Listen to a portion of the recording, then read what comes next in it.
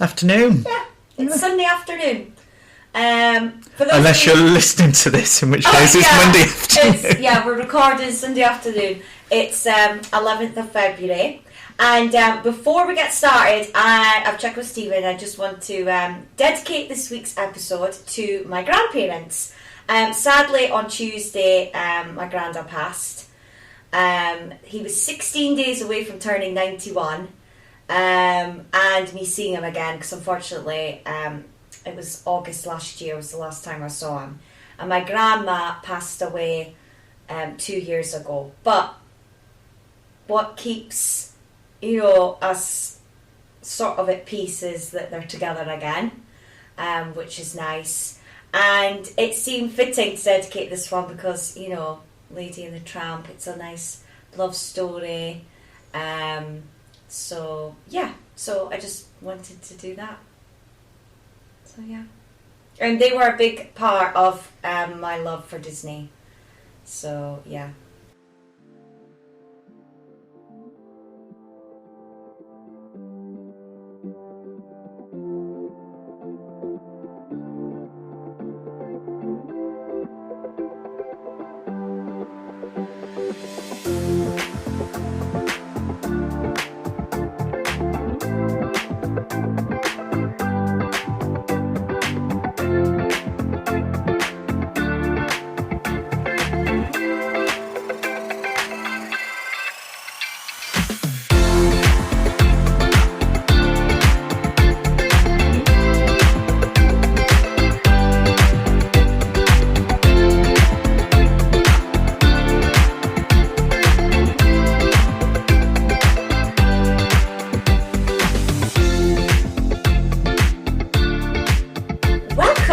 Another episode of the Jamie and Stephen Show. Movies, music and magic. I nearly slipped up there. You did. It's called Let's Talk. Oh my god, I did. Yay. It really is a tongue twister. I was the one that, thought of this. You're the one that gets it right every single week. But not this week. Oh. I'm so happy. So this week, Lady and the Tramp, our 15th classic. Mm-hmm. Released in June 1955. Yeah. Which is a very special year for Disney. It is. Which, we'll get onto this a bit later. But for the film that came out at the same time as the park, like the park's opening, the same year, there's not a lot in the parks. No. There's more about a film that hasn't come out yet. Yes. Than there is about this. Yeah, and obviously that film is Sleeping Beauty, which is our next one. Yes. So that, I think, is going to be a mixture of Disneyland and Sleeping Beauty because they kind of go, even though Sleeping Beauty came 4 years later. Yes, a little. But yeah, and it's like I actually listened to a podcast earlier today, and they were talking about how Disneyland, once they broke ground and they laid everything, it only took a year to make. I know, it takes that long now for them just to paint that Alice in Wonderland maze. So, Lady and the Tramp. Right, so I'll do my IMDb. Yes. Process. Oh, yes. Right, so the romantic tale of a sheltered uptown Cocker Spaniel dog and a streetwise downtown mutt. Ish. Yeah. I wouldn't have said she was sheltered. Maybe. She doesn't know a lot about the world. It's the two neighbours that seem to know a little bit more. Yeah, fair enough. Yeah, I suppose. Or is it more to do with the fact that, she's uptown, he's downtown? Maybe. Anyway, your synopsis. My synopsis. Now, we've got to remember that a female dog is called a bitch. Yes. I'll say it again. Posh bitch fancies a bit of rough. Oh, yeah. We all love a bad boy. I was going to say it's a bit scrag. Yeah. We all have our bad boy crushes. Yes. Your bad boy crush. Oh, there's a few. Well, not just bad boy, just a bit of scrag. Just someone that's like Tom Hardy. Oh, really? He's a bit of scrag. Oh, mine's is Norman Reedus. Yeah, he's a bit of scrag. Oh, yeah. Right, he's a right good scrub. Yeah. But I would have I Oh. Right, let's get back to the dogs. Yeah. Okay, so IMDb gave this a 7.3 star. Now, I thought that was about right. Yeah. Because it's the same score that they gave Alice. Then no, it's the wrong score. So, which is not correct. No. But it's fitting, I think, for this. An hour and 16 minutes, so we're still keeping to that hour and a quarter. Yeah, I don't think that changes much now. Right. I think in the early days they were a lot shorter. I think the next shortest one could possibly be Winnie the Pooh. Maybe. And I think after that they're standardised at this length. It cost $4 million and made $93.9 million. Disney have had better days. Yeah, so they did really well with this one. Yeah. Well, I actually found out that this was the highest grossing Disney film since Snow White. Yeah, I read that too. So if you think about how many episodes of this podcast, so that's how many films have been, and this is this is the second highest. Yeah, and this is the first time that it's But Snow White, yeah. And to me, with this, it's setting. I mean, we're going to get to obviously a bit of technical stuff, but it's the talking animals. You know, we've spoken about this before. Yep. It's a key element in a Disney classic, and I think this one in particular is a good one. Yeah. That represents that. It's very strong. It is very, ingredients. very strong. Yeah. Right, cast. Because this is a really good cast. This is. And quite possibly, we have our first superstar. Yes, we do, Miss Lee. Yes, it is. So, Lady is played by Barbara Luddy. Yes. And I read that she was actually 50 years old at the time. Yeah, she was a older lady than what you would expect. Although she's playing a young Spaniel, lady. Well, I think it's quite nice that she's so. In essence, this is Romeo and Juliet, the film. So you've got a young Romeo, a young Juliet, but actually when you look at the cast, it's nice that an older woman's got to play the romantic lead. Yeah. Because that's something, even now, it's almost like that's the selling point, not the norm. No, normally that only happens in a comedy. Yeah. It's very rare that you'll see just a good old-fashioned romance story, and the leads are older. Yeah. So, yeah.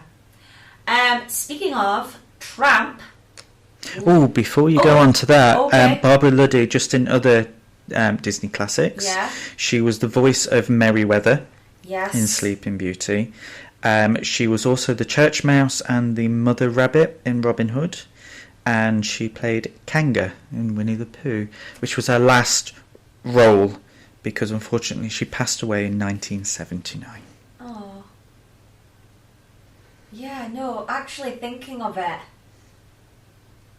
because Jacob watches the Winnie the Pooh. Yeah, the original. Yeah. Like, I can't believe she was Kanga. Yeah. I knew about Merryweather, but Kanga, but now thinking about it, yes. Yeah. It is. Weird. God. Mind blown. I know. Look at that. So yeah, Tramp. Yes. Larry Roberts. Yeah. He was a war veteran. Am I right? Yeah. Yeah, and this was his only part, his only acting role. Only major role. Yeah. He did some small work. With vets and yeah, stuff like that. Yeah. By the time he passed away in When I say 92... vets, I'm talking about the army, not vets as in animal vets. Yeah. By the time that he passed away in 1992, he'd done his acting work had dried up. It's weird that this is his only acting role, though, because the voice of Tramp, it fits. I know. It fits within Disney. You would think that he would have gone on to do other voices. Yeah. So the reason that he's not, I don't know, baffles me. I mean, obviously, the whole veteran thing obviously took priority for him. Yeah, maybe that was the reason. Will we leave the superstar till the end? Yes. Yeah? Yes. So, Bill Thompson, who we've mentioned before, yeah. He plays Jock and the bulldog in The Pound. Yes. Now, that bulldog was actually meant to be a fully fleshed out character, which I'll get onto a little bit later. Yeah, so he was going to have like a different role, and it wasn't going to be voiced by him. It was going to be voiced by, I think his name's Alan Reed, who was Fred Flintstone. Oh! We'll get into that in a second. Yeah. Verna Felton. Yay! Yes. Disney regular. She plays Aunt Sarah. Now, it's rewatching it yesterday. She didn't actually have a big part. No. And she doesn't say much. No. Enough to know that who it was. Like, I recognise the voice. Yeah. But not a very big role. I feel like she was just put in a booth and she was told, right, you're an elephant this hour, you're Aunt Sarah that now, you're Fauna, and now you're, so this just record these. Yeah. She wasn't the only member of her family on the cast list, though. Okay. So her son, Lee Miller... Yes, I did see that. Played Jim Deere. Now, Jim Deere did other shorts, but he never reappeared in an animated film. And actually, we're getting towards the end of Verna Felton's contributions as well. Lee Miller passed away in 1980, 14 years after his mum. So there wasn't a huge distance, and he wasn't that old, relatively speaking. But yes, they were both working together, and which is nice. Yeah. I mean, we hear a lot about that now. With actors, families working. Working together. Yeah. But obviously, with film only being still a new form of art. And the animated film being a newer version of that new art. Being, very rare. Quite early on. Yeah. The superstar? Nah, go on then. Yeah. So, Peggy Lee, who has several roles in this film. Yes, she plays 6. Oh. Well, I've only written down the 3 main ones, but yeah. I did too. Darling, Peg, the lasso apsu in the Pound. Yes. And the cats. The cats. Yeah. Cy and Am. Yeah. What else have you got her down for? No, I got her down as those. I didn't write down the other ones, I'm afraid. Okay. I just was being smart. Technically, the cats are 2. Yeah, so that's the 2, and then Peggy and Darling. We know that she contributed to the music. Yeah, she co-wrote. Yeah. Co-wrote all the songs. And I think she had a bit to do with the story as well. She was very much involved. Yes, she was. This is very much what should have been her.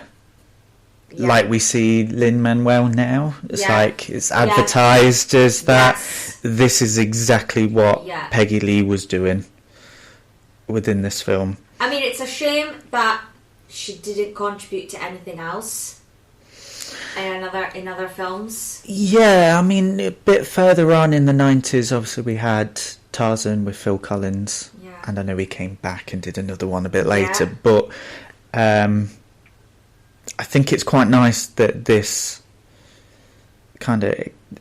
it's unique with her, and because it's a good one and she's a good performer, I'm happy it's just the one.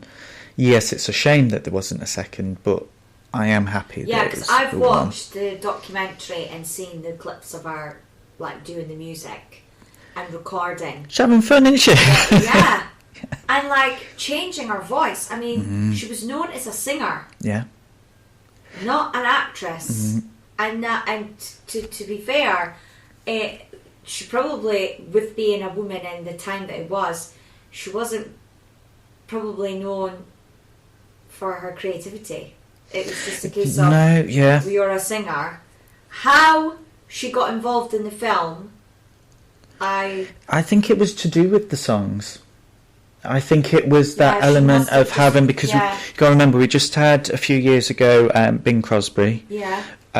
We'd had before that with Melody Time, Make My Music. There were some stars that, although we don't remember them now, they were at that time. So Peggy Lee just is the next. I mean, I wouldn't necessarily class this film as a musical, and I don't feel like I'm not going to put the soundtrack on. No, we are Siamese. And no, the songs are really short. Yeah. So even though she did contribute to, like, the music and the story and the characters, it's not a Disney musical as we would. No, it's no Frozen, is it? No, or Lion King. No, or Beauty and the Beast in terms of music or anything like that. But getting to the songs, so I've written down the 4 main ones. Go on then. So He's a Tramp, which everybody knows. Yes. La La Lou, which is the one that Darling sings. Yeah. When she's rocking the baby. Mm-hmm. The Siamese Cat song, which is probably the most fun song. I don't know. Oh no, I'm actually thinking about it. He's a Tramp. That's a fun song. I think He's a Tramp is the fun one. I think Siam. I think because they're like a side character with stereotypically funny voices. Yes. I should add. I don't think this was ever going to be listed as a song anywhere else. I think this was just but in my sing-along videos, it was on there. Yeah, it was on there. Yes, not anymore. No. And then Bella Naughty. Yes, which I think's probably the. I mean, it's got a little bit of singing. Yeah. But ultimately, it's the song, the score of the song that you hear more of. Yeah. Because he only sings a little bit just when they're eating, and then the music continues, obviously, with the rest of their date night. And you know what? I think this is the song that they actually use the most. What, throughout the film? Throughout the parks, everything after. Yeah, because He's a Tramp. Oh no! In terms of this film. Oh yeah, you always hear Bella Naughty. Whereas I don't think I know the words. To be fair, we always put Apple Music Disney playlist on, and Bella Naughty comes on. Oh, okay. Not He's a Tramp. No, see, He's a Tramp is on my playlist. Right. Yet not the version that's in the film. Oh, which one is it? I prefer Peggy Lee's release. Oh, so this is somebody else. The one in the film is still Peggy Lee, but it's just got dogs yapping in the background and things. Of course. Which is weird because I don't mind it on Georgette's song in Oliver and Company. No, I don't mind it either. You go for that. Don't want it in this one. No. Yeah. No. Okay. With the music, just to take a bit of a side thing, Oliver Wallace was the other co-writer of the songs.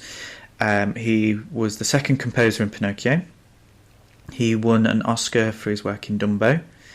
And he also worked on Ichabod and Mr. Toad, Cinderella, Alice and Peter Pan.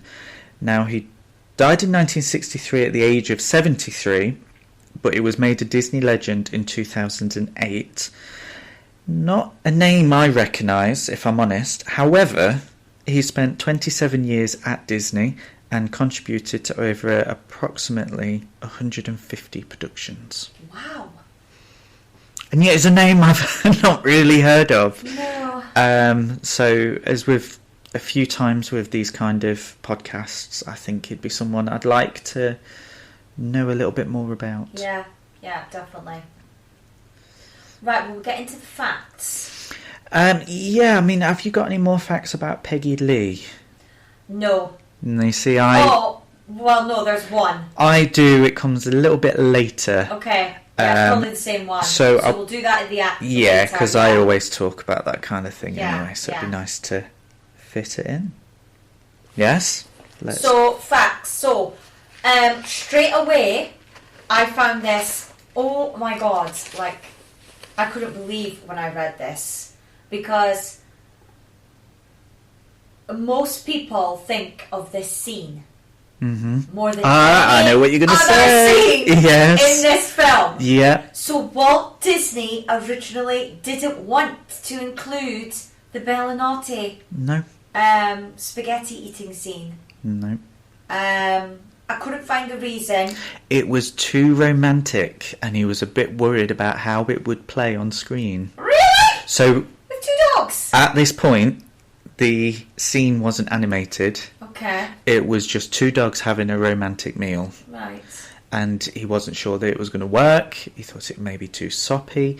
It is important to know that at the point that this storyboard was doing,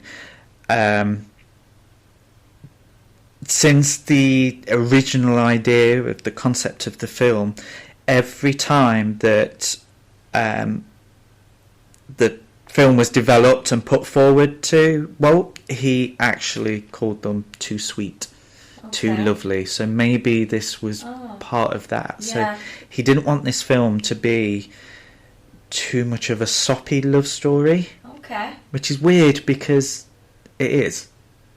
And the fact that this is coming from the man who has created, the fairy tale idea of, a princess finding her prince. But if we took out Snow White, because I think that's in a class of its own, it's doing that.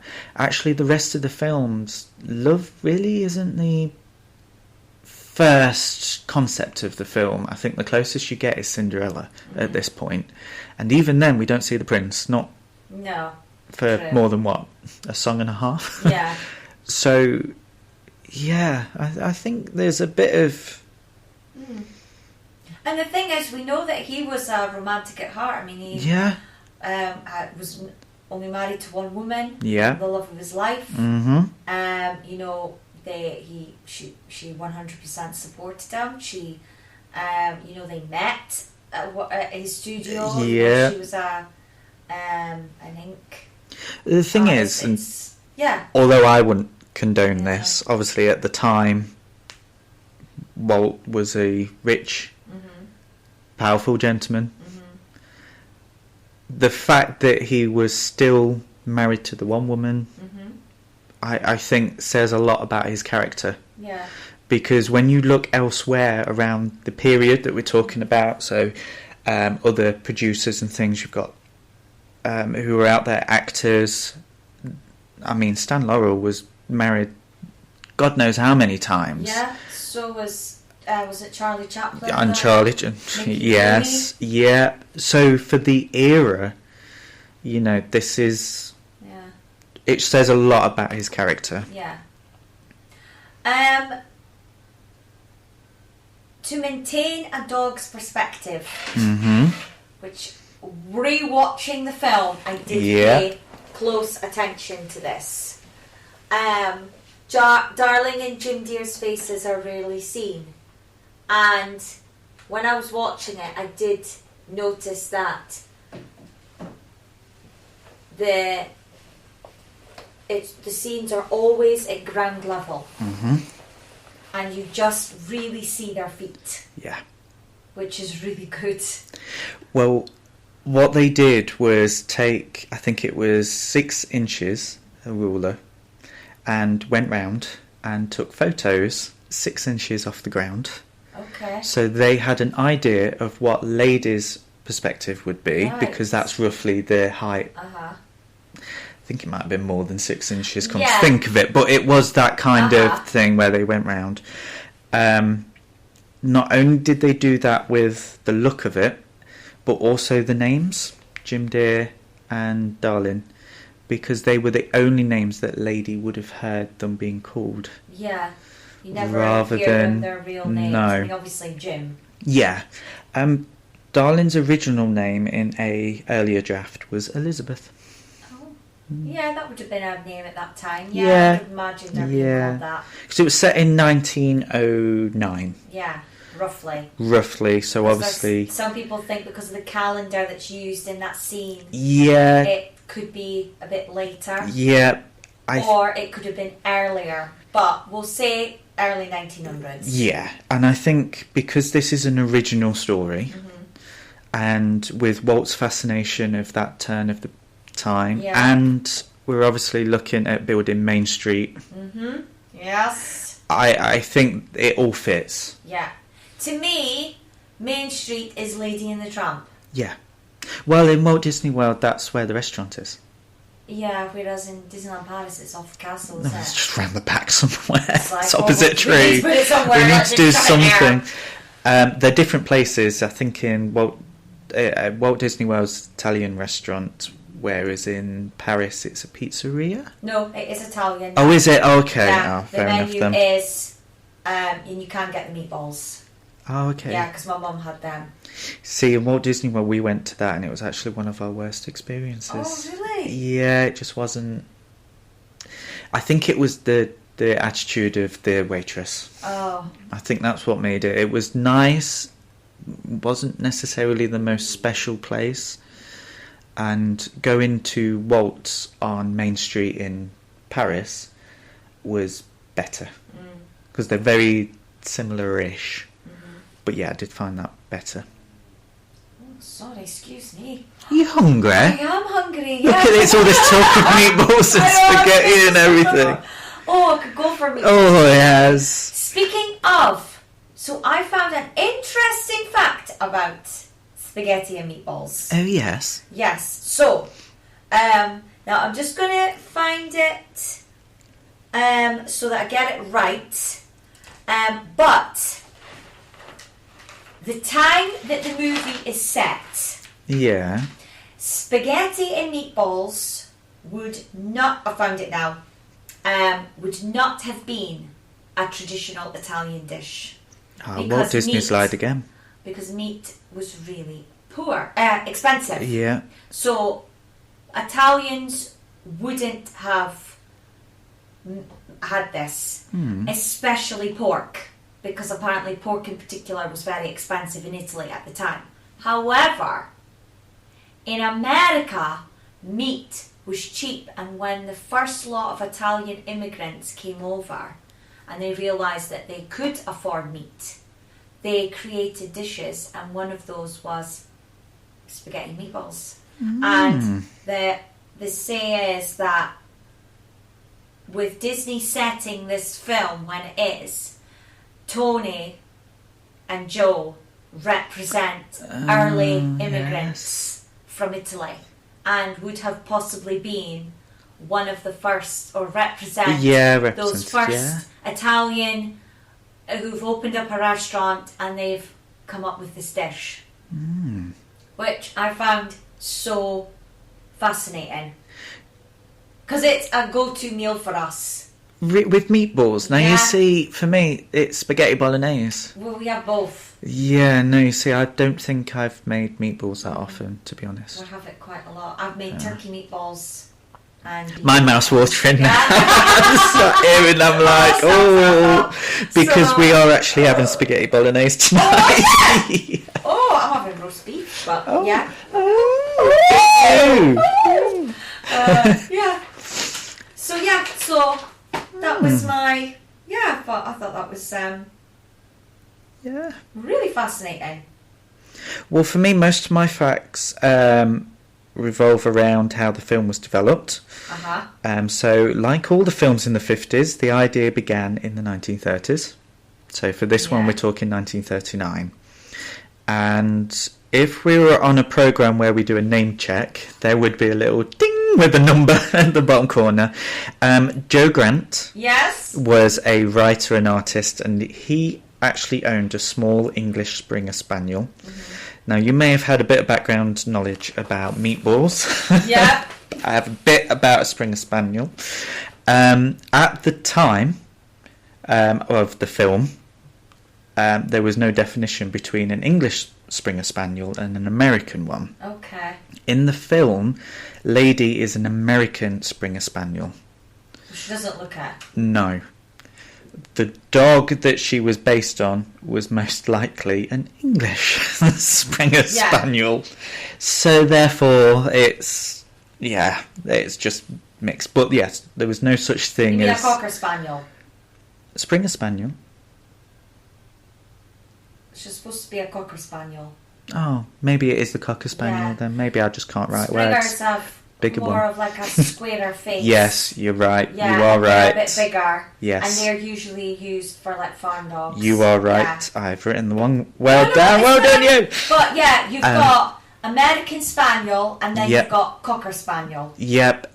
And the American and Cocker can get confused. And it's an American Spaniel that they use in the live action remake. Yes. So they got the right one in the remake. Yes. But as you've just said, Joe Grant clearly had the other one. Cocker Spaniel. Yes. Not an American Spaniel. One of the things that Joe Grant did was because she was a female dog as well, watched her and her interactions when they had a baby. Okay. And he actually built a story around this. The original idea was just called Lady. So it would have featured a small dog coming to terms with the fact that her owners had brought a baby into the house. Yeah. And that was that. Walt thought that it didn't have enough substance for a film. So just like everything else, it got shelved. On the shelf it went. Yeah. I mentioned before that Walt called all of the development, every time it was developed, he just called it Too Sweet. But he was reading a story called, and I can't believe there's a book called this, but there is, called Happy Dan, the Cynical Dog. Oh. And this was by Ward Green. And he suggested that they should be merged, so he bought the film rights to that. So Happy Dan is Tramp. And it's about following this trampy dog and his exploits. So in neither film did they fall in love, neither version. Right, okay. He mixed them together and created a love triangle. And the love triangle includes the bulldog, who is meant to have a bigger part. That was scrapped, and it just became the two, Lady and the Tramp. One of the things quite sad is actually Joe Grant. This is, although the love story element and Tramp as a character isn't Joe Grant, but everything else is.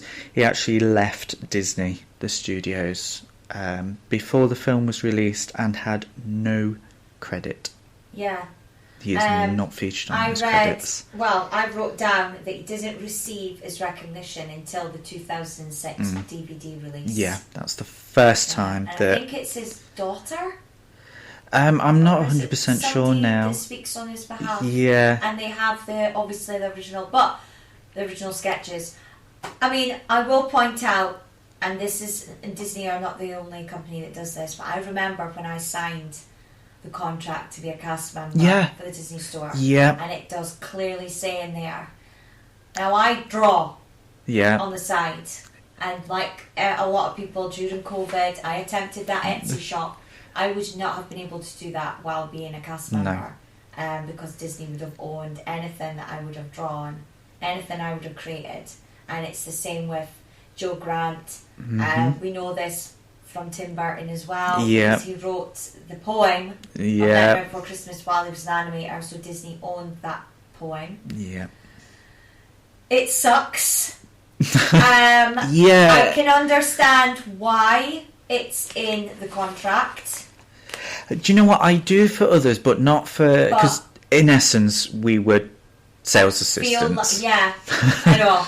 It seems so silly, like, it seems a bit over top for that, because I write, and I wrote around the time. I drew around the time, but... I'm not going to tell you what. No. So, that's... I think it's worse when they're not given the recognition. Yes. And for them to go ahead and make this film when the main, or one of the main characters, one of the title characters, yeah, was created by someone's own personal dog, seems so capitalist. Is that the right word? Yeah, it is, basically. It's using other people's ideas for your gains. Yeah. Another thing that happened as well is, obviously you mentioned that Walt wanted to cut the meatball scene. An animator decided to do the whole sequence on his own. Oh. To prove that it should be in the film. Right, okay. So he did that whole sequence, and again, the credit isn't there. This animator gets a credit, unfortunately, just to pot kettle black. I didn't write the name down. Ah! But the animator did draw the whole sequence, did it on his own back. Walt didn't know anything about it, to prove he believed in this, put it on there, and it becomes the most famous scene. It is, yeah. Ironically, the sequence was too fast. So, to make it a bit longer, bear in mind this was a scene that was going to be cut, another animator was brought in to create extra drawings to sit in between. We mentioned about it being an original story. It's the first original animated classic for Disney since Dumbo to be released. Dumbo was based on a book.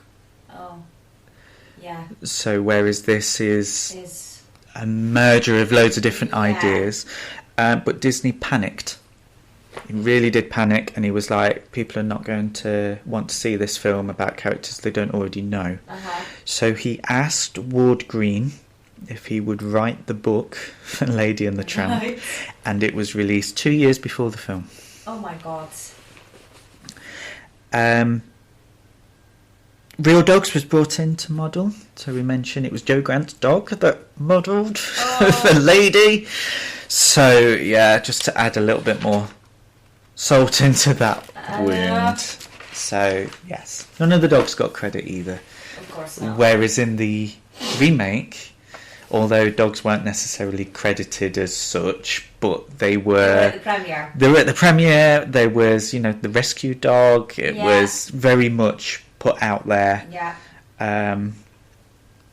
We mentioned the dog's perspective. Not the first time that this was used. It was the idea was stolen. Oh. Tom and Jerry. Oh yeah, of course. Yeah. I mean, it's been used elsewhere. Walt Disney wouldn't use this until about 30 years later. Not Walt Disney himself, but the Disney Studios for Oliver and Company. Yeah. Obviously, that was set in New York. I have some other bits, but I felt like I've talked for a little while. No, I was going to say that, did you notice that Tramp never calls Lady?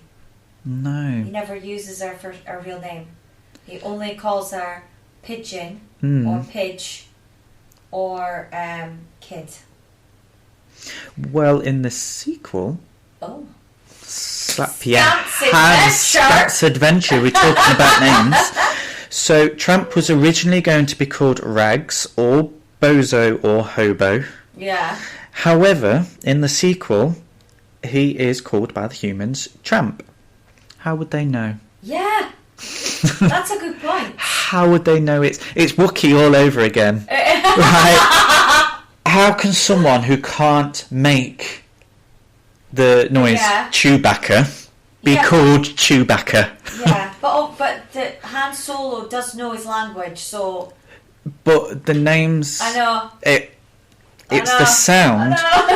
Yeah, so anyway, that was the thing. And Scamp was actually named after a character in the comic. They did a Lady and the Tramp comic. Oh! And Scamp is their child in that. So he does have an official place, and that sequel is an official... yeah. Aww. So they didn't just I never knew grab they random... did Lady and the Tramp comics. No, well, it was part of a bigger comic book, but it was like a story within the Disney comic. Yeah, so I had a bit about the Joe Grant, so I'm not going to get into that. And then I've got Peggy Lee, but we'll get to her in a bit. Mm-hmm. The film setting. Now, obviously, we've just said how, Main Street. Yeah. We know, obviously, the year it came out was the same year that Disneyland also opened. It was just a month later. But clearly, the concept art departments were working closely together.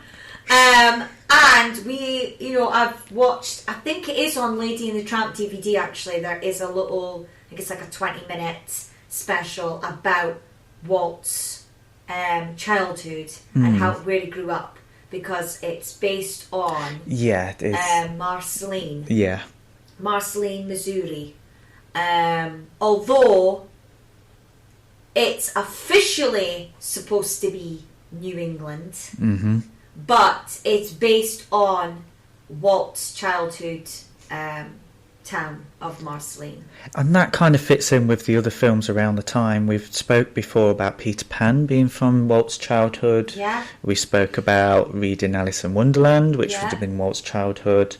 Cinderella and Snow White. We're picking up on a lot of things where Walt is... But it should be. Basing things on his childhood. Yeah. And that may be why Disney then move into a slower period, which is known as the Dark Ages afterwards. Because it didn't have that inspiration. Because they're not picking, so Wolfgang Reitherman, I think I've said that right. Go for it. His last film as an animator. Okay. He goes on to direct after this, one of which is Jungle Book. No, I do like the Jungle Book. Yeah. I've done the Italian food. First animated film to be released by Buena Vista. Yes, I had that. Yeah. It's also the first animated film to be filmed in CinemaScope widescreen. Yes, which apparently was a huge issue. So, to say the words "it was a ball ache" is a bit of a drawing it the normal way. Yep. And then, no, wasn't it? Yeah. They started. They knew what they needed to do. But then, when they were told, "Oh no, it's going to be this wide," they had to extend the backgrounds and make scenes different because. So, in widescreen, you can't have multiple long shots cut the same way as you can in. Yeah, what's it? 4 to 3. It's be too quick. Look too messy. Yeah. So Lady and the Tramp actually has some of the longest scenes. They also had to adapt because normally when an animal runs or someone runs across the screen, they're actually moving the background. So think about the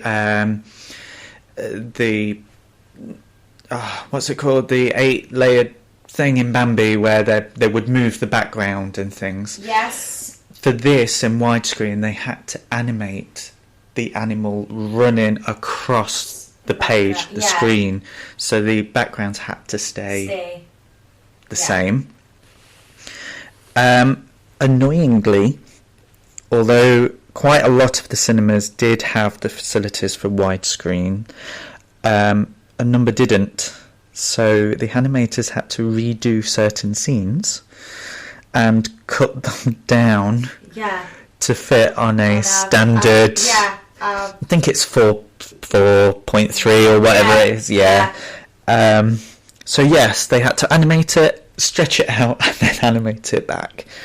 Could this be why we have a 4-year gap between this and Sleeping Beauty?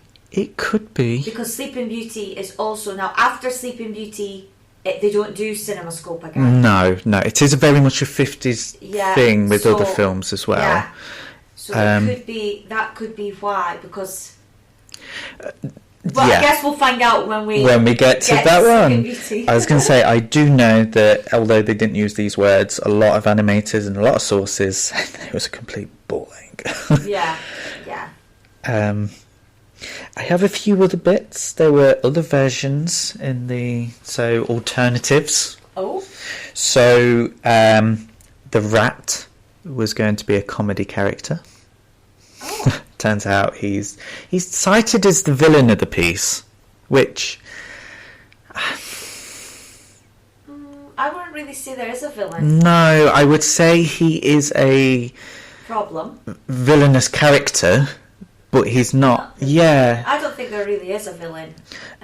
Originally, Aunt Sarah was going to be the villain.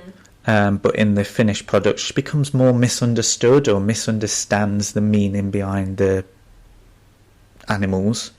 Yeah, and I think, to be fair, I mean, obviously, when I was a kid watching this, I hated Aunt Sarah. Yeah, I hated the cats. Yeah. I still hate cats. And I think it's that whole, you're either a dog person or a cat person. It's very rare you're both. Yeah. But I do believe at the time that this film was set, it would have been very rare for people to have dogs as pets, to be living in the house and treated almost like children, because they would have still been used for farming, guard dog, protection. I think this kind of dog, this kind of fashion, Aunt Sarah's reaction as a spinster with cats, would have been very believable, and I don't think she's doing it to be. No, she's just misunderstanding. Because in her eyes, dogs are for outside. Yeah. Because they're for working, for protection. They don't come inside. Cats were for inside. However, that's gone the other way around. Yes. You'll find that cats are more outside. Not my cat's more the bitter. No, not your side. But and dogs are kept inside. Indoors, talking of dogs, Jock and Trusty were only one dog in the original. Oh. They were not two friends, it was just the one. I've mentioned the original story being the love triangle. Lady and the Tramp as characters were going to have two kind of off the wall scenes. So Lady was going to have a dream where she is teased by baby's booties in a Pink Elephants on Parade style nightmare. Oh, okay. And Tramp was going to tell a story where human and dogs swap places. Nice. So the dogs owned pet humans. Oh God, no, I'm so glad they didn't go down that road. Yeah. I did read that Trusty was supposed to die. Yeah. Spoiler alert. Yeah, SARS. Yeah. If you're listening to the podcast, you would have watched the film. Yeah, I think certain films there's spoilers are fine. Yeah, he was supposed to die. Thank God. Yeah, I think that would have, because there'd have been no need for it either. Like in Bambi, there was a need for it. I can't think of any others that have died apart from the evil queen and thing. But yeah. Right, but we get on one last thing before we get on to Peggy Lee. Mm-hmm. No, actually, I'll keep it for when we talk about the film. No, I mean, keep it for when we talk about the film. Like our thoughts on the film. Yeah, because it's one of my favourite scenes. But right, Peggy Lee. Well, to start off, I'll go through a few of the re-release because that's where all the drama began. Yes. So the film in cinema was re-released in 1962, 1972, 1980 and 1986. It was first released on Laserdisc and VHS in the US in 1987, although as in the UK would have to wait until the 1990s. This first VHS was the best-selling VHS of all time at that point. Yeah. Which... It's surprising that it was this film. I had a pirate copy of the American one. My uncles had managed to get a copy from America and they re-recorded it on a blank VHS tape. So you naughty girl. You naughty girl. Well, back then it was like yeah, I had Pinocchio that way. Yeah. And Robin Hood. So when I first watched it, it was not the best copy. And I remember when it was officially released in the UK properly on video. Would this be the 1990s version for you? Yeah. Okay, see, I got the re-release. Is that the one with the beanie? The little beanie. The beanie. Yes. Yes! I have the beanie. I have the beanie. Oh, you still have it? It's going to be inherited by the next generation. Yeah. Doesn't look like Lady, I will say that. No. It does not look like Lady. But I remember going in Woolworths.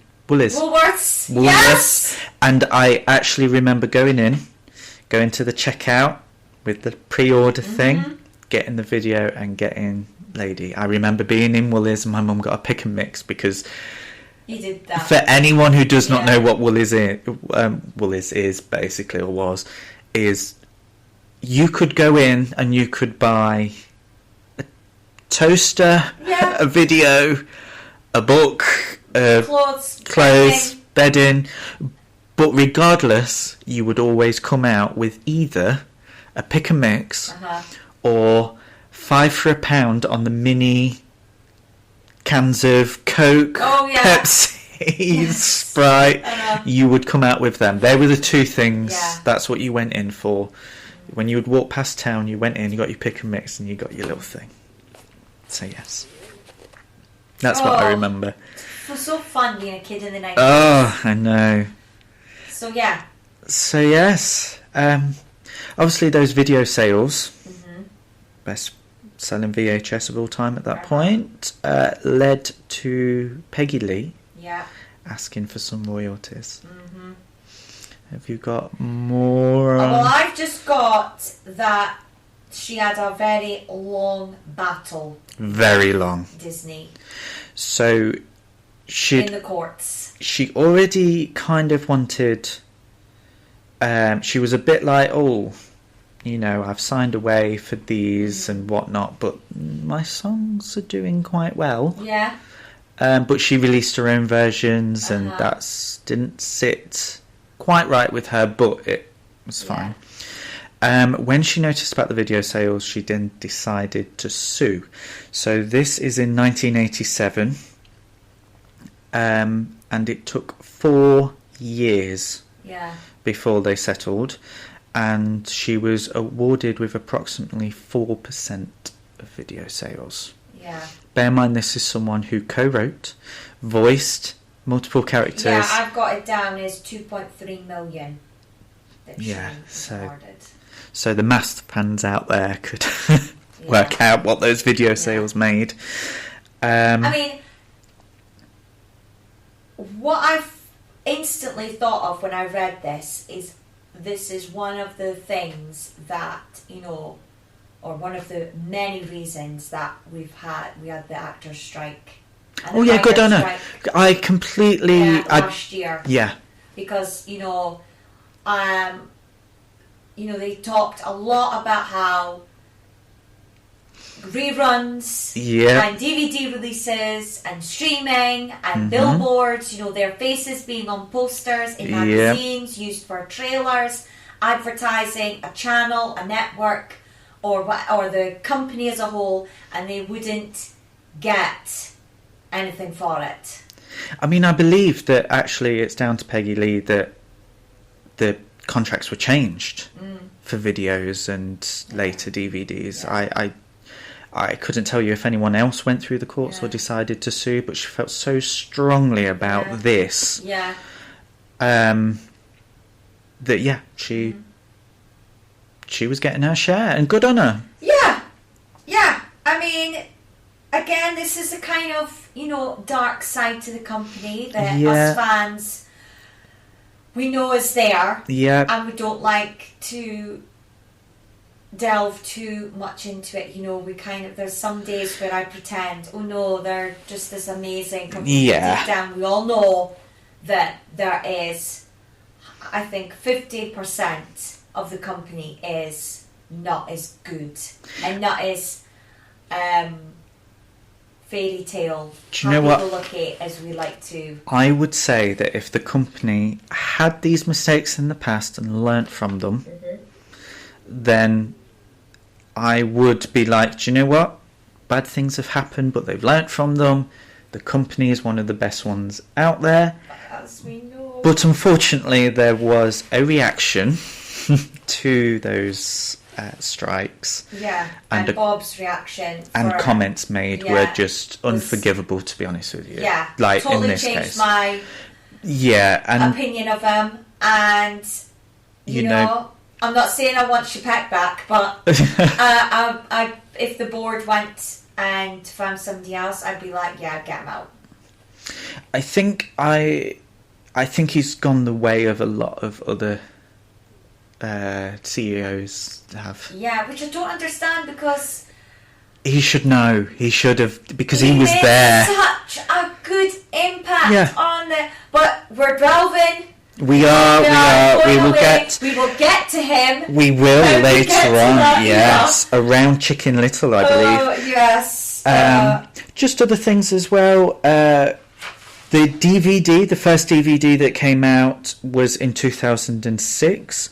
It sold 1 million copies on its first day of release. It was one of the highest grossing DVD releases of the year. Now, to put that into perspective, the films that were being released, I personally think around this time were rubbish.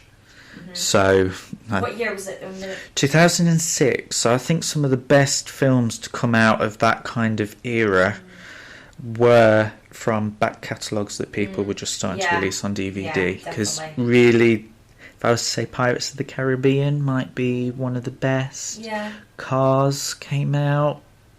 Yeah. Maybe Pixar was kind of. Yeah. So it doesn't surprise me. No. And actually, the fact that this became, as we mentioned, the best VHS at the time, selling 1 million copies, being one of the biggest releases 2006 of DVD, and becoming the highest grossing film since Snow White.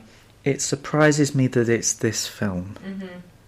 If I'm completely honest, I don't think it's a bad film, but it does surprise me that it's this film. Yeah, I'm very surprised that it's not like Peter Pan. Yeah. Do you know, if you was going to pick one, pick Peter Pan. Even it's Cinderella, weird. I would kind of think, But, in a way, I'm glad it's this. Yeah. Well, this is just a nice story, isn't it? It's just nice. And so, shall we then get to our thoughts? Yeah, let's go for it. Yeah. I like you, I've watched this a lot of times. Yeah, well, it sounds like, apart from your acquired copy, we were watching them on the very first day, the same day together. Yeah, We've been watching that. There's certain scenes in this film that really, are so memorable. I don't think this is a film that you can really forget. No, and I think you can forget parts of it. Yeah. But I don't think you'll forget Lady's the posh one, yeah. Tramp's the scruffy one, yeah. and they fall in love. It's an easy to follow story. Yeah. I wish that there was a stronger villain. Yes, I do. I'm glad that there are villains though, because Villainous, type, but not. I say a lot about modern films where there is not a clear villain, and although there isn't a clear villain in this one, you do have that rat that's wanting to kill that baby. Yeah. You are having a Aunt Sarah who is, through no fault of her own, the villain. You're saying the rat killing the baby. I mean, it wouldn't have been that the rat would have killed the baby, but the rat would have definitely explored that crib, and as we know, rats carry disease. Yeah. And that's what. Yeah, it would have led. So it would have then led, because obviously back then they wouldn't have had the vaccine. No vaccine. So wouldn't that have been a brilliant place to live? Hey. So it's not that the rat would have gone in there and chewed at the baby yard. Oh, just went in with a knife and fork. It's like, but yeah, just the fact that they carry disease is the threat. Yeah, I would like to say at this point, when I was making the joke about the anti-vax world, it is a joke. Yeah. Vax your kids, people. Yeah, all my children are vaccinated, and I am as well. Yes. But yeah, I want to talk about the beginning of the film. Mm-hmm. And we could briefly mention the end of the film as well, because some people say that this is a Christmas film. It's a Christmas film as much as Die Hard 2 and Bridget Jones's Diary. Okay. It's not like I will say, I won't watch it throughout the year because of the beginning and the end being at Christmas time. I will watch this at any part of the year. Yeah. But if people are going to add it to the Christmas catalogue, fine. Yeah, there are good Christmas films. Yeah. But ultimately, and I love that the beginning and the end not only is in like my favourite time of year, but they're both such good scenes. Yeah, and obviously the opening with the hat box, which I did write down as a fact, and this is what I was going to say. Yeah. I wanted to talk about. So Walt. Now I've written it down properly because I knew that he'd done it, but I didn't know the reason behind doing it until I looked into it further. So apparently he forgot about a dinner date with Lillian. And to make up for it... And we gave him so much credit earlier on. And to make up for it, he got her a puppy and presented it to her in a hat box. Yeah.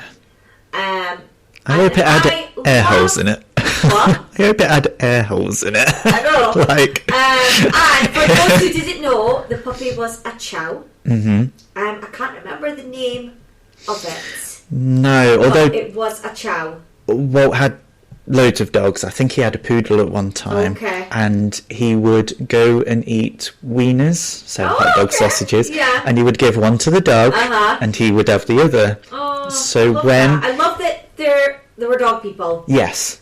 So I'm a dog person. I'm a dog. Although we have cats. Yeah. We are dog people. I mean, no one can make sense of this mad world that we live in. Confused as the listeners are probably right yes. now. But yeah, so I love that while putting this film together.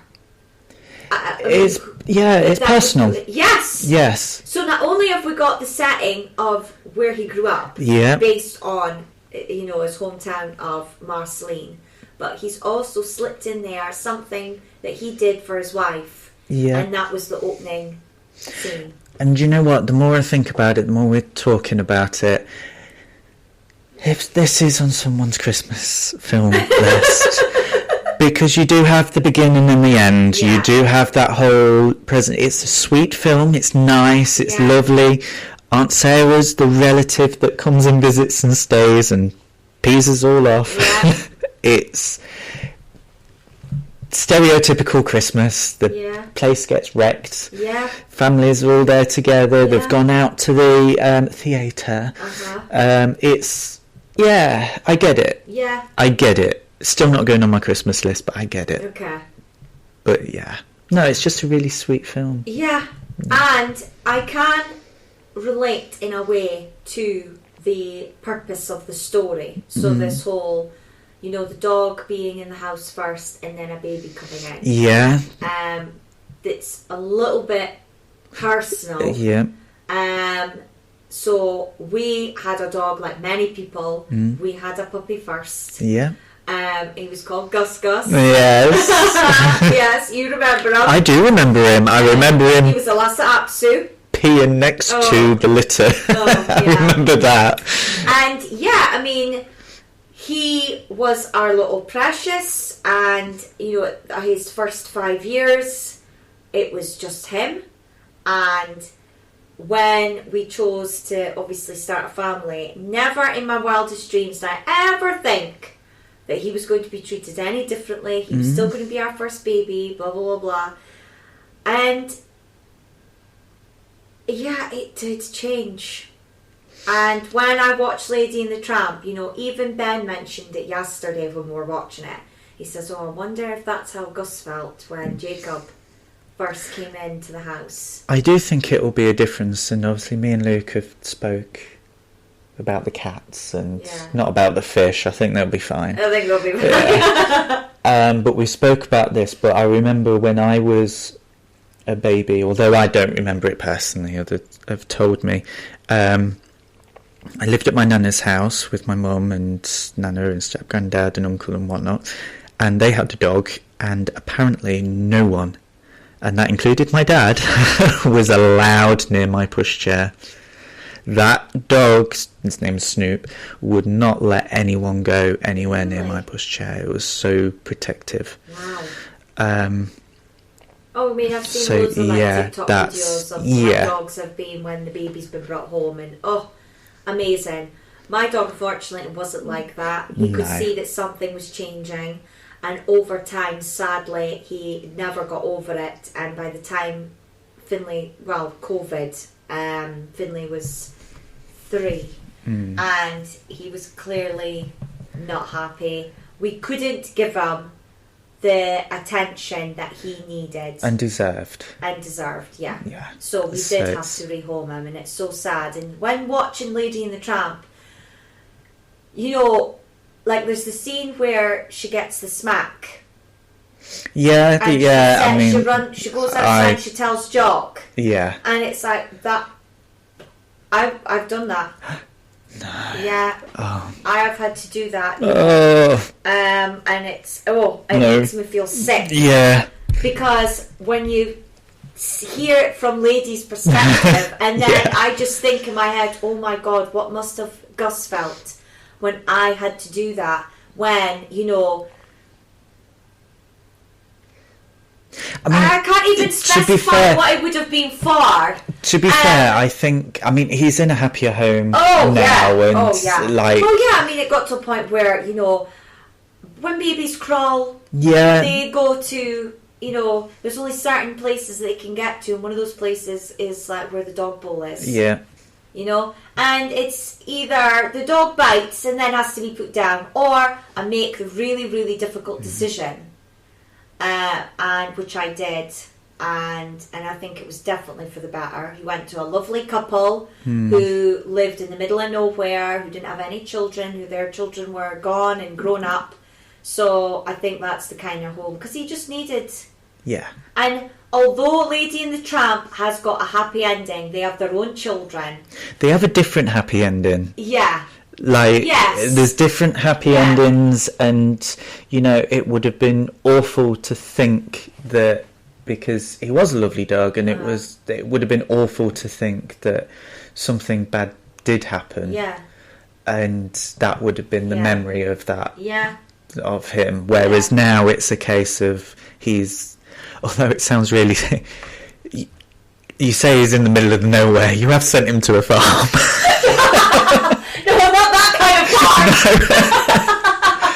So there is that happy ending, and it's nice. There's actually a film coming up soonish that, you know, affected me as well, and a decision that me and Luke are made. And it is amazing how these films can impact on our life. I mean, Lady and the Tramp was 1955. We're in 2024. That is 74 years. Have I just done maths that quickly? No, it's not, because it's wrong. It's wrong. 69.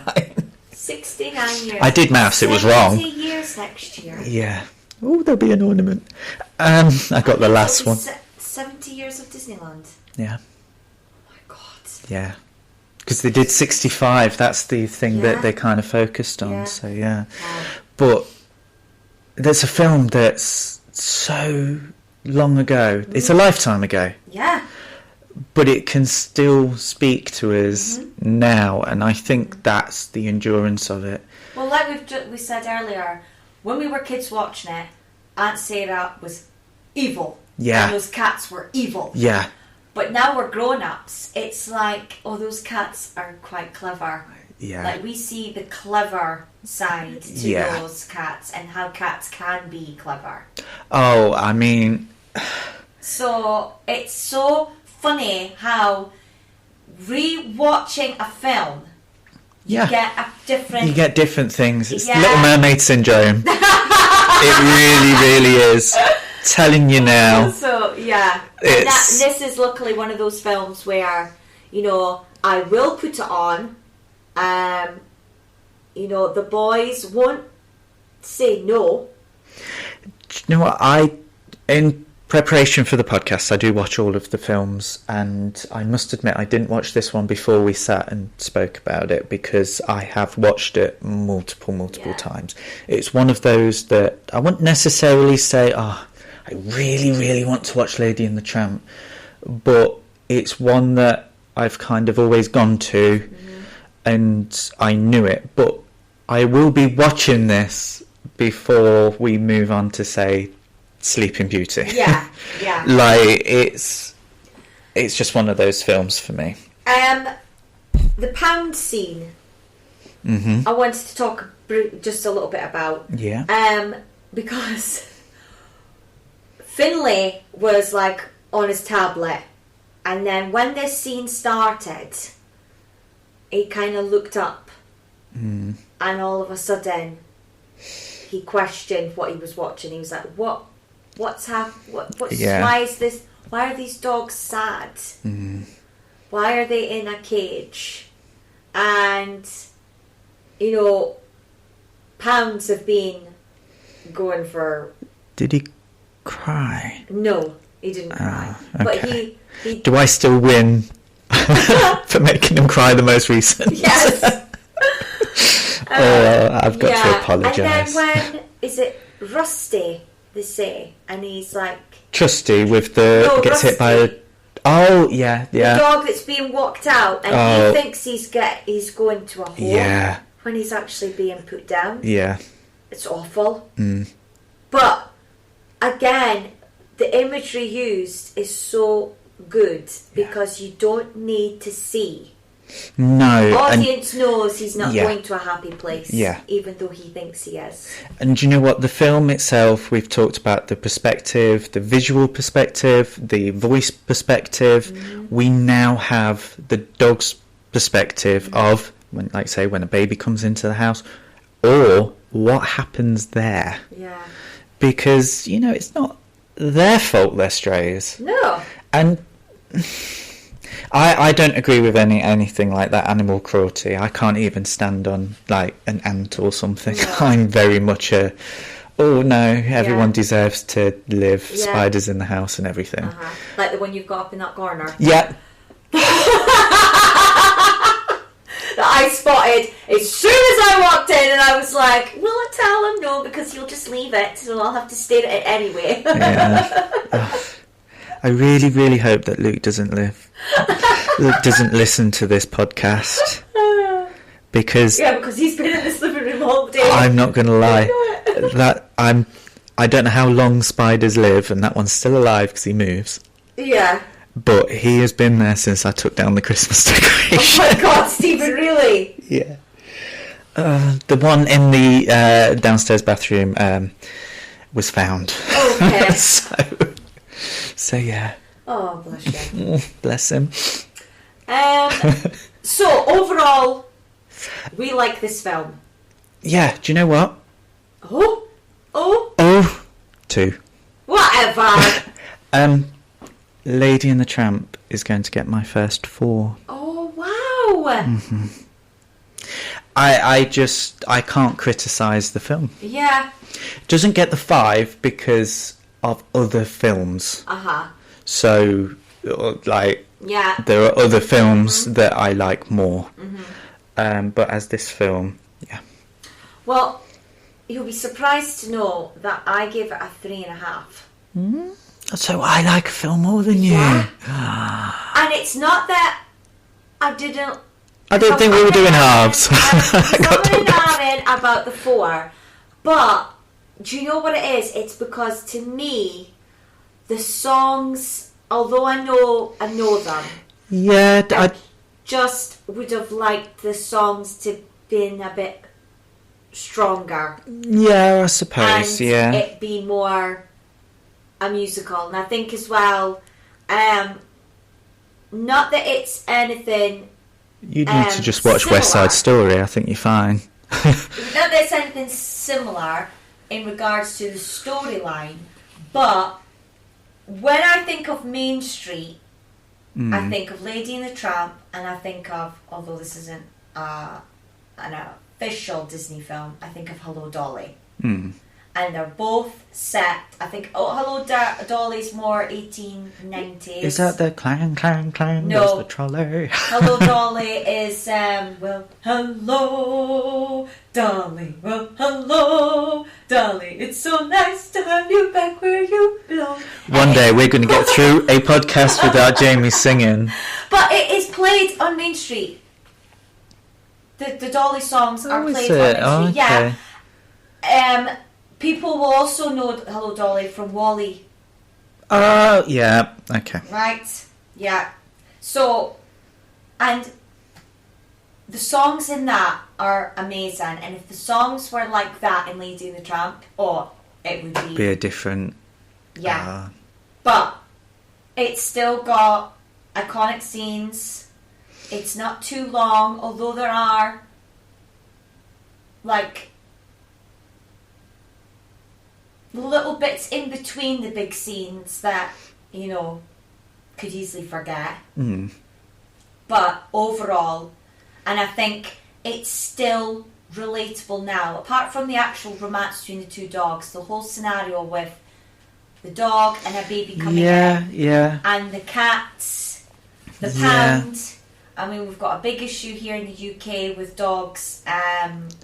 Since COVID, basically. Yeah, because so many people got dogs, and because they didn't really give them the attention that they needed, or once they went back to work after furlough. Yeah. And we have most of our rescue places are maxed and full. I mean, to be fair, we did think that the world was going to change. We did think that working from home was going to be the mainstay, and it's not happened. Yeah. And not because people don't want to do it, but businesses don't want to do it. Yeah.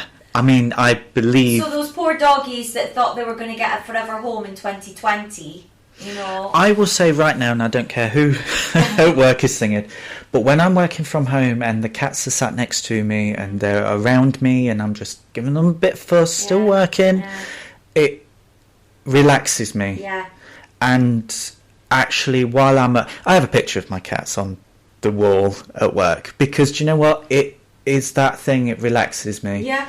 And I actually think working from home in this safe environment with these animals is actually better for me than going to work and doing that. And I understand some jobs can't do this and whatnot, and I do understand that. But for those that can, and I do actually think that if working from home was still a norm, those dogs wouldn't be in the homes. Yeah, because when I needed help with mine, I couldn't go through them. No. Because they couldn't help. No. And I ended up going through Facebook and finding someone who knew the breed and who knew people that knew the breed, and they helped me find a home. Which might have been actually a better option, more personal option. Of course. But I just think the film is classic in the true sense classic. Yeah. Because it's already dated when the film came out. But because it's set 50 years before. The time it's set. So therefore, in that sense, already dated. But everything that happens in the film really... still happens now. Maybe not the rat to the extent. No. But, that's... Yeah. So, I do think that. Have you seen the remake? I have seen the remake. And? the original's brilliant, isn't it? So you didn't like the... I didn't like the remake. I didn't get why it was moved to New Orleans, if I'm completely honest, other than to change the style and the music from the original. Well, funny enough, you say that. When we were watching it last night, Ben asked me, is this set in New Orleans? Oh. And he thought it was set in New Orleans, and I says, no, it's supposed to be based on where Walt Disney originally grew up. He thought that the accents sounded southern. Even the Scottish one. Yeah. And that the style of the houses, the style of their outfits, he just assumed that it was New Orleans. And then when he read into it and found that it was supposed to be New England, he said, oh. Do you know what? I'm going to say this right now. When you go to Walt Disney World, when that happens, don't just do the boardwalk. Walk round to the Boat and Yacht Club, because it's this. Imagine that there was a harbour in Lady and the Tramp. Right. What, the live action? The original. Right. Because it is this. Okay. Main Street merges in. It's just all, and you will like that area. But no, I don't think this needed to be remade, if I'm completely honest. I think there was a lot of controversy made about Si and Am. Mm-hmm. Because this is a film that has a disclaimer on the front. It's like Japan, because of the stereotype.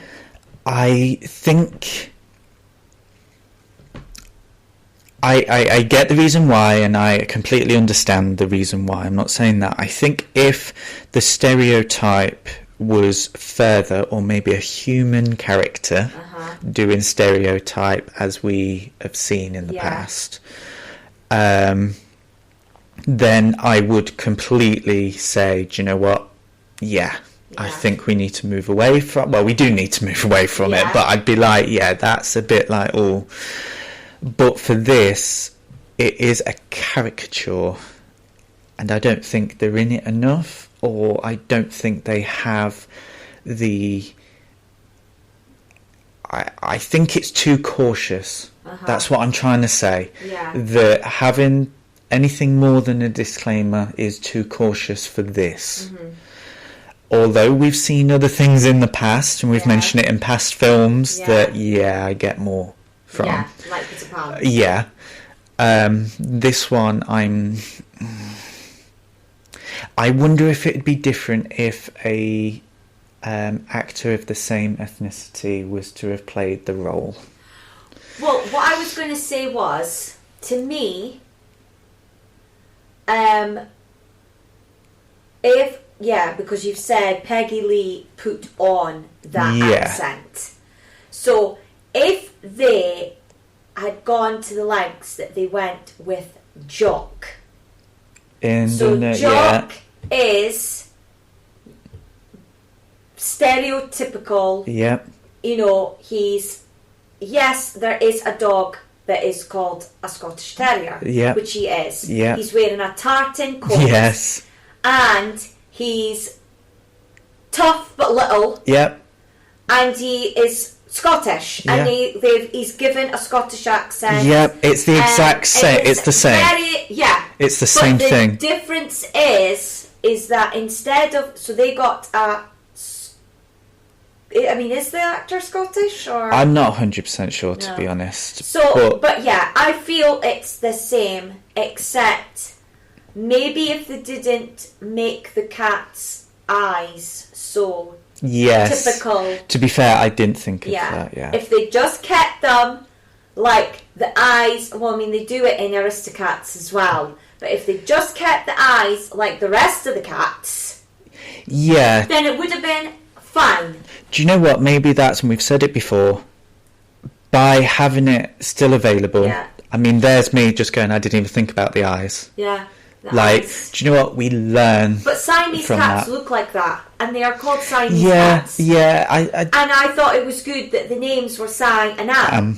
So I don't feel that there was anything wrong with that. I think they should have been called Si, Am, Ease.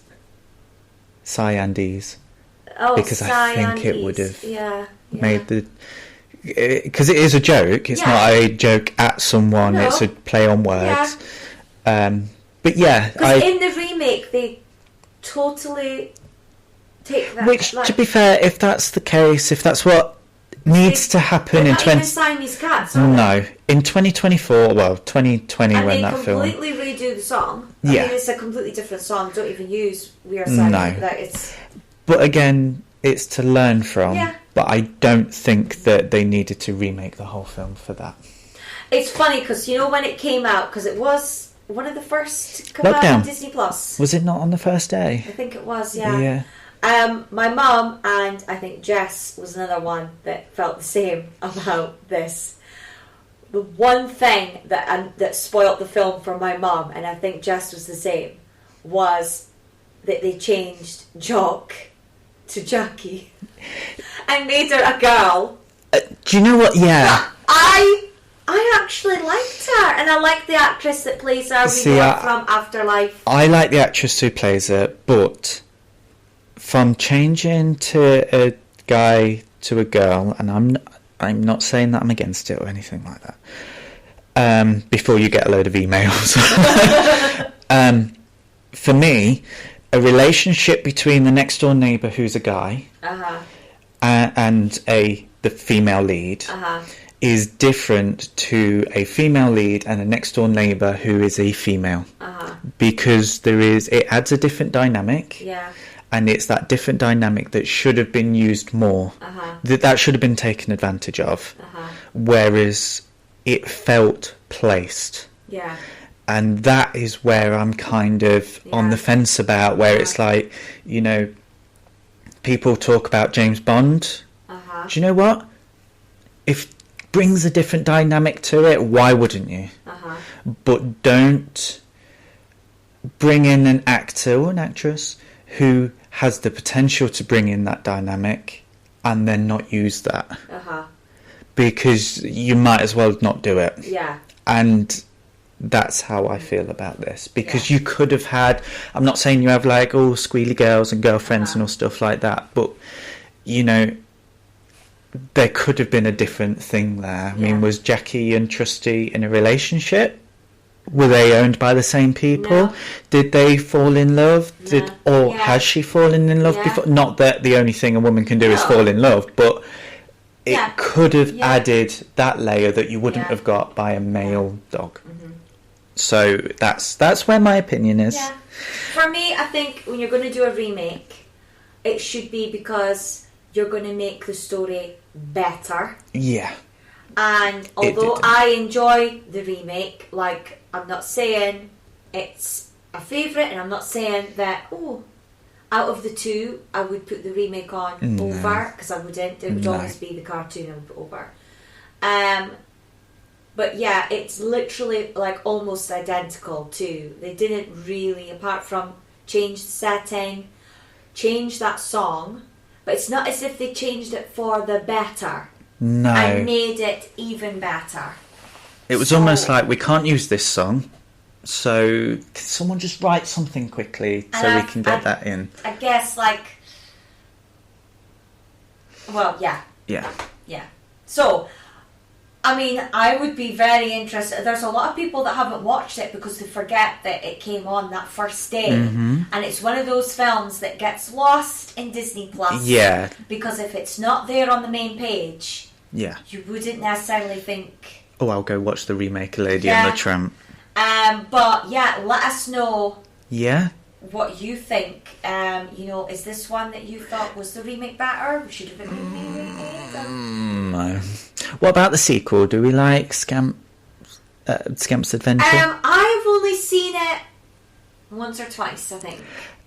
It's a not as good version of Lady and the Tramp. It's the same story, just reversed. But... You know, for, like, a 4-year-old... I would say watch it. This is a good... For a 4-year-old... Yeah. It's a fun... little film. It's got recognisable characters for the parents. Yeah. It's a brand new story for... Well, it's not. It's the same story, just characters switch. It's fine. It's fine. Yeah. It's not the worst of the sequels. No. which is saying something. Last two facts that I have right at the end is Lady and Tramp can be seen in the Twilight Bark in 101 Dalmatians. Yes. Which is the first time we start seeing characters from previous films appear in new films. And also Peg can be seen in Oliver and Company in the shop. She can. Yes. Which makes no sense. Because they're in completely different times. Yeah. Cities, but yeah. I mean, both of those, obviously could create countries. I mean, Lady managed to go all the way. And I'm surprised that they used a Peggy Lee character at the time when they were at court with each other. So, I know. But I appreciated that. So yes, that is my thing. So yes, please let us know what you thought. Yeah. There's plenty of ways to get in touch with us. Details of those at the end after the music. Yes. Well, we'll see you again next week with Sleeping Beauty. Yes. And yeah. On that note, bye. Bye. See you soon. Speak to you soon, should say.